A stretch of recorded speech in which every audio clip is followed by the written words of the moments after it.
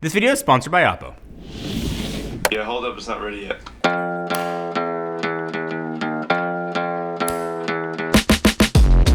For the last 30 years, we were told the future of smartphones would look like this, but we were wrong. At least sort of.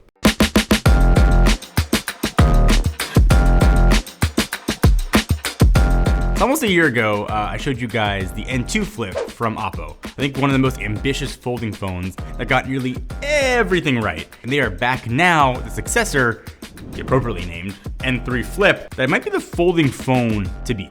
So I think the question everybody's got is like, that's cool, but like, John, why should I care? This time though, I have an answer for you, and it's not what you think.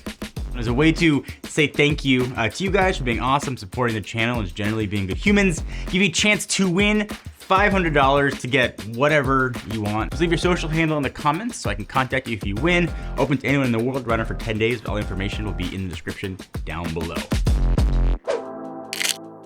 So I'm gonna jump right into blind photo test. You know how it goes. I got two phones. One you could probably guess is the OPPO, but which one looks better to you? Take a real close look at this. Look at this. Look how colors are reproduced. Look how it's handling portrait mode. Look how cutouts are. Look at shadow, look at light. Look at all the things that would matter to you. These photos were both taken on folding phones, but the results, I think, are in different leagues. So phone A is the OPPO N3 Flip, and the right is the latest from Samsung. This is the Galaxy Z Flip 5. Two phones that obviously are competing for the same buyer. I've got a lot to say about these folding phones. We're gonna compare the good and the bad, but I think what OPPO's doing with the camera is really impressive. So they are packing a flagship triple camera system into this phone. So you've got a main camera with a 50 megapixel sensor, a 48 megapixel ultra wide, and a 32 megapixel portrait camera. So the 1x and 2x lens is able to mimic actually the bokeh of a Hasselblad lens, giving you stylized photos where your portrait subject is going to start to pop. In addition to taking excellent photos in any environment, the unique form factor of the N3 Flip gives you some pretty unique advantages. OPPO has what they're calling Flex 4 mode. Let's use the hinge like a tripod. It's kind of TikTok mode. My favorite though, and this is a cool use of tech, they're calling it dual preview. It lets your subject get a full preview of the exact shot you're taking, and that's all being possible to the actually pretty big 3.26 inch cover display.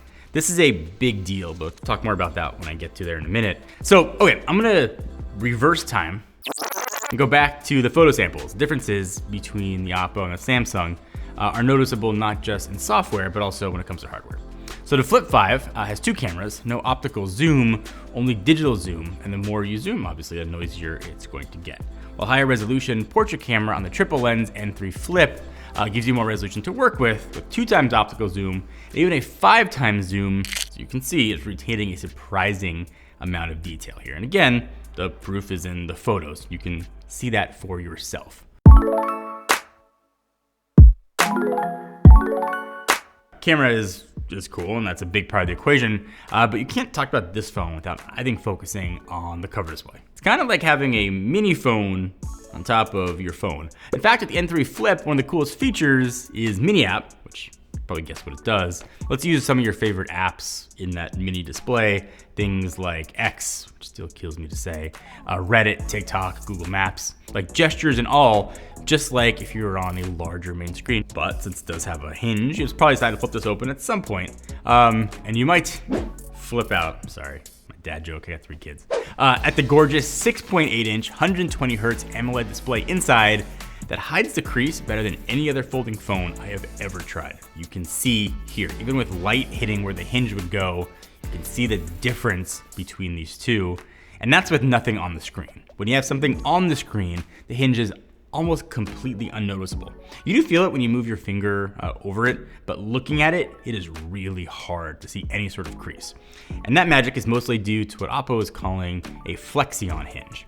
It's a marketing term, but it's a really solid hinge. So, and speaking of Samsung, I think, and I've said it in many videos, I think they make some of the best displays out there.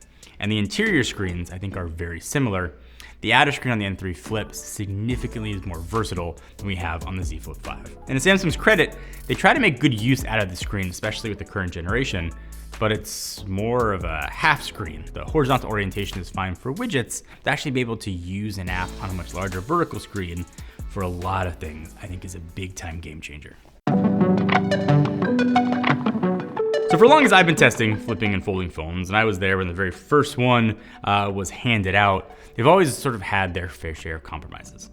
Whether they flip or fold or whatever, the N3 Flip feels really, in a lot of ways, like a full flagship phone, just one that folds. But comparing these two sort of very similar phones, battery life on the Z Flip 5 is okay. It could be better. It's got a 3700 mAh battery inside, while the N3 Flip has a much bigger 600 mAh larger 4300 mAh battery, comfortably letting you get throughout the day. And that's not a little difference.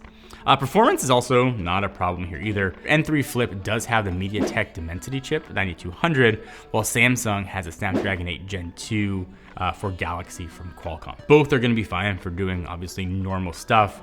I think you can push the Z Flip 5 Qualcomm's processor a lot further, but doing normal phone things, opening up apps, video, playing games, not gonna notice a huge amount of difference in some scenarios, but there are scenarios where you will notice a Qualcomm chip. All that aside, the N3 Flip also packs dual eSIM, dual 5G. It also supports 44 watts of super fast Super VOOC charging, while Z Flip 5 is stuck at 25 watts.